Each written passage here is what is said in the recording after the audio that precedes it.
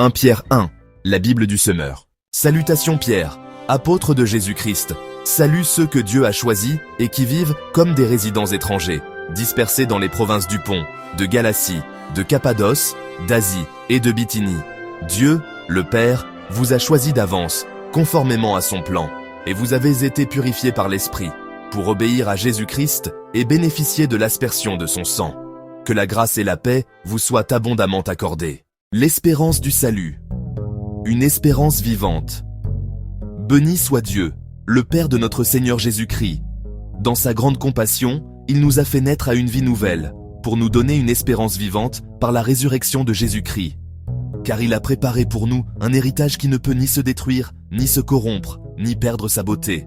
Il le tient en réserve pour vous dans les cieux, vous qu'il garde, par sa puissance, au moyen de la foi, en vue du salut qui est prêt à être révélé au moment de la fin.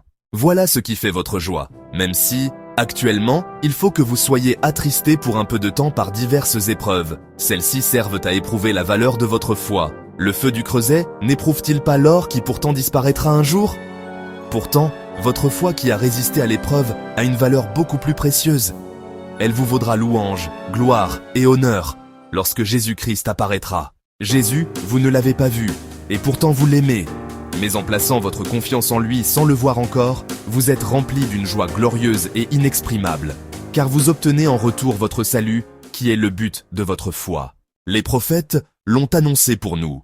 Ce salut a fait l'objet des recherches et des investigations des prophètes qui ont annoncé d'avance la grâce qui vous était destinée. Ils cherchaient à découvrir à quelle époque et à quels événements se rapportaient les indications données par l'Esprit de Christ. Cet Esprit était en eux et annonçait à l'avance les souffrances du Messie et la gloire dont elles seraient suivies. Il leur fut révélé que le message dont ils étaient chargés n'était pas pour eux, mais pour vous. Et ce message vous a été communiqué maintenant par ceux qui vous ont annoncé la bonne nouvelle, sous l'action de l'Esprit Saint envoyé du ciel. Les anges eux-mêmes ne se lassent pas de le découvrir. Les impératifs de la vie chrétienne. Espérez.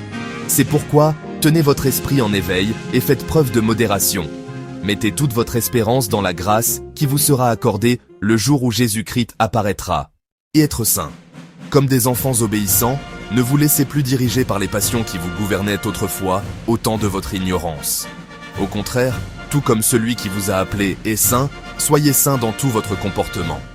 Car voici ce que Dieu dit dans l'Écriture. Soyez saints, car je suis saint. Vivre dans la crainte de Dieu. Dans vos prières, vous appelez Père celui qui juge impartialement tout homme selon ses actes. Par conséquent, pendant tout le temps de votre séjour en ce monde, que la crainte de Dieu inspire votre conduite. Vous avez été libérés de cette manière futile de vivre que vous ont transmise vos ancêtres et vous savez à quel prix. Ce n'est pas par des biens périssables comme l'argent et l'or. Non, il a fallu que Christ, tel un agneau pur et sans défaut, verse son sang précieux en sacrifice pour vous. Dès avant la création du monde, Dieu l'avait choisi pour cela, et il apparut, dans ces temps qui sont les derniers, pour agir en votre faveur. Par lui, vous croyez en Dieu, qui l'a ressuscité et lui a donné la gloire. Ainsi votre foi et votre espérance sont tournées vers Dieu. Aimez. Par votre obéissance à la vérité, vous avez purifié votre être, afin d'aimer sincèrement vos frères et sœurs.